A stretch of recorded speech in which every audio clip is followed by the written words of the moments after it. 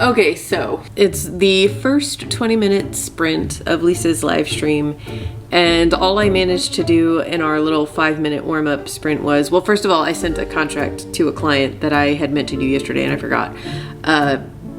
Then I opened the document, not with the rough draft of Sandstorm, but the one where I was just like getting random ideas and writing them down. And I still am very excited about the biggest revelation that I had that I talked about many vlogs ago, I think, as that kind of like has to do with the very final twist of the book.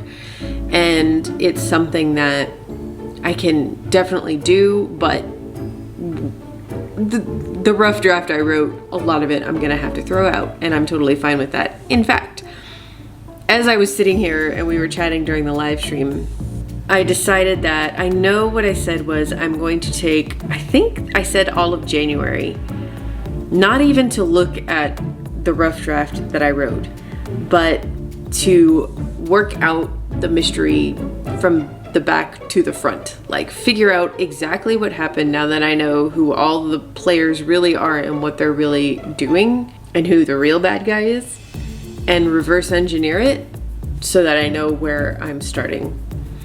And I also just decided that I don't want to do this in a Word document. I want to do it in my notebook. I really enjoyed working on a good chunk of the first draft, whatever, rough draft of this in my notebook before I switched over to Scrivener.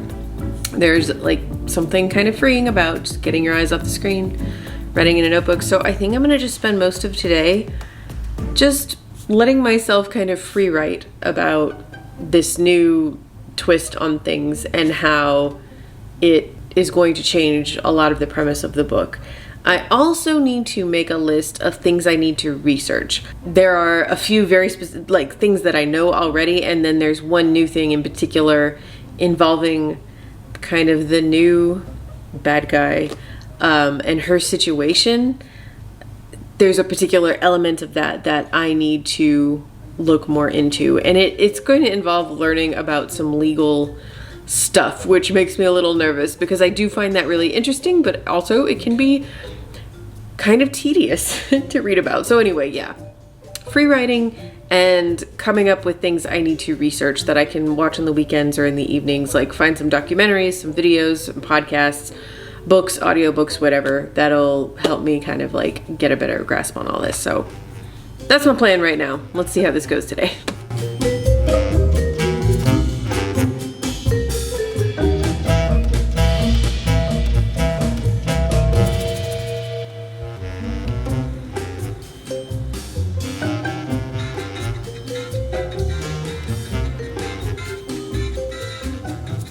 How'd you guys do? Michelle, how'd you do? Good. I decided I want to try doing this in my notebook again, so I got like a page or so written. That's not bad. Cool. All right.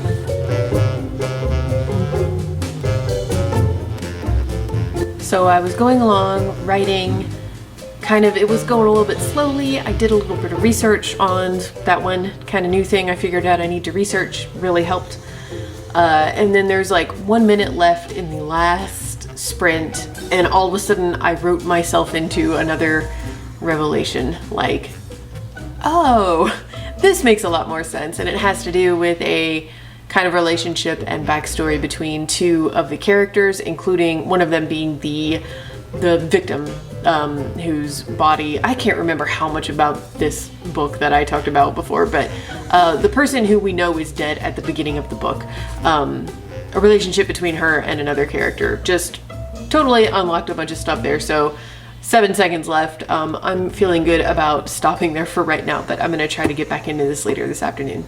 Okay, so this afternoon totally got away from me. I had someone change the time of a call and I had to shuffle some things around, but basically the writing that I did in my notebook on this book and the thinking I did was all of the actual writing that I got done today. The rest of the afternoon was taken up with a lot of book coach client stuff. And now it is 7 o'clock and I'm definitely done. I'm not gonna work on this anymore. But I did think about this new idea, this revelation I had a lot, especially when I was, taking Rosa on walks and things like that. And I came to realize that, first of all, I really love this idea. It feels right. Like my story gut is saying, yeah, this is where we need to go. And I'm starting to realize that the rough draft that I wrote was really instrumental in me getting to know two characters in particular. The protagonist, her name is Enid. I don't know if I've ever said that. And another character, that influencer character that I hate, that I talked about a lot in my blog. The one whose POV I was afraid to write at first because I didn't like her, and then once I wrote it, I just got really into it because she's a terrible person, and terrible people are kind of fun to write. I got to know them a lot, and they're kind of like, their conflict is like at the forefront of the story, and that is going to stay the same. And what this brainstorming time that started today is about is getting to know three other characters that deeply. One of them being the victim, one of them being the villain, I'm gonna say the villain, and the other one being the third character who I have realized is more important, much more important than I previously thought.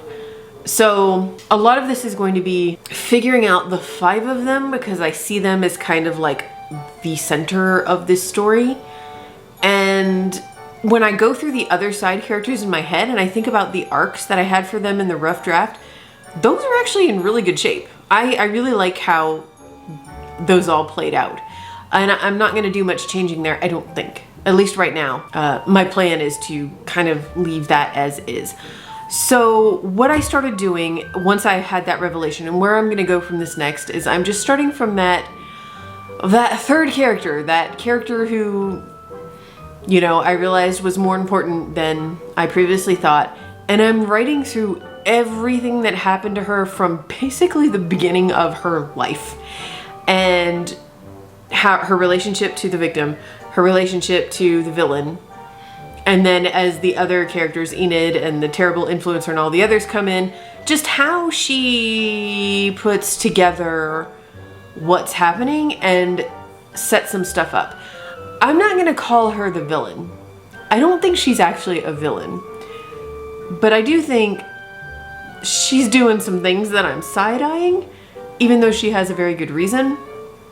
And I think the reader's attention is going to be focused on another character, and they're not really going to realize until it's too late what this character is up to. So yeah, I'm just kind of going to tell things from her point of view. And I think by doing that, I will, in effect, be reverse engineering my plot. Because by the time I get to the end of whatever her story is, it'll kind of be the beginning of the rough draft that I have. I hope that makes sense. We'll see. The other thing I realized is while Wednesdays are going to be dedicated to working on this book, I really would be doing myself a disservice if I only worked on this book on Wednesdays because, you know, I'm writing a lot of other books right now and I can easily pull myself out of one story and put myself into another, but taking a full week, that's just gonna be a bit much. Like I can see myself putting this away and then next Wednesday opening my notebook and just spending a lot of time rehashing everything I did today, you know? So I think what I wanna do is just make it a goal to spend at least 10 minutes in this notebook every day. Maybe even just right before bed. I think I did this even when I was drafting and it worked really well because I like writing in my notebook. It doesn't feel like work. I get a break from my laptop. It's fun, it's just free writing. There's no pressure. There's no like I have to write this many words or this, you know, get to this point in a scene or whatever. It's just brainstorming. It's just thinking. So 10 minutes a day in my notebook is my new goal. And I think this is going to be a very short vlog, but hey, I got back into it. So this is how it begins. If you wrote a book for NaNoWriMo and you let it sit, let me know what your plans are. Have you jumped back in already? What's your process for doing that? How long do you need to let it sit? And what shape is it in? Because I am afraid to look at that draft. I'm getting nervous about it. I don't know if I even want to open it. So let me know how it's going for you. And yeah, I will see you guys next week with more videos. Bye.